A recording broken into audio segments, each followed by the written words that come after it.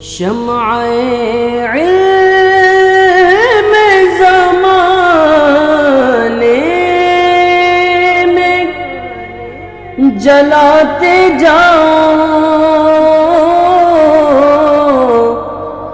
سیکھ کر اس کو زمانے کو سکھاتے جاؤ۔ اعوذ باللہ من الشیطان الرجیم، بسم اللہ الرحمن الرحیم۔ ناظرین کرام، السلام علیکم ورحمۃ اللہ وبرکاتہ۔ انشاءاللہ تبارک و تعالی آج ہم لوگ پڑھیں گے شرح میعات عامل کی النوع العاشر۔ اب تک اس سلسلے میں ہم لوگ تقریباً جو ہے 47 ویڈیوز بنا چکے ہیں۔ انشاءاللہ تبارک و تعالی یہ ہوگا ہمارا پارٹ نمبر 48۔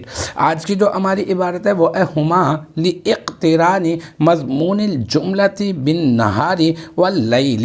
ٹھیک ہے، ہما یہ کیا ہے؟ یہ ضمیر ہے اور یہ تثنیہ مؤنث مذکر بھی ہوتی ہے، مؤنث بھی ہوتی ہے۔ تو یہ جو ہے تثنیہ مذکر غائب کی ضمیر ہے، تو اب اس کو ہم بنا دیں گے مبتدا۔ ٹھیک ہے، لام حرف جر، اقتران یہ ہے مصدر، ٹھیک ہے، مضاف بنے گا۔ پھر مضمون یہ مضاف اور الجملتی مضاف الیہ، مضاف اپنے مضاف الیہ سے مل کر مرکب اضافی ہو کر اقتران مصدر کا مضاف الیہ۔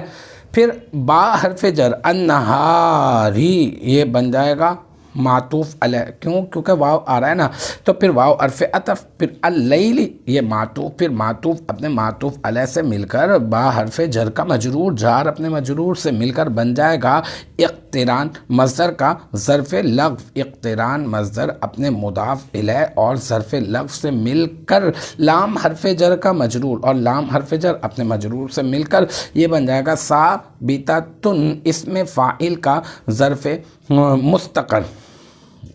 ثابتانی کا ہے نا، تثنیہ کی بات ہو رہی ہے نا، تو ثابتانی اسم فاعل کا ظرف مستقر، ثابتانی اسم فاعل، اسم ہما ضمیر مرفوع متصل مستتر راجع بسوء مبتدا اس کا فاعل، پھر اسم فاعل اپنے فاعل اور ظرف مستقر سے مل کر بن جائے گا جملہ اسمیہ خبریہ۔ تو الحمدللہ یہ ہمارا آج النوع العاشر کا پارٹ نمبر 48 بھی اپنے اختتام کو پہنچا۔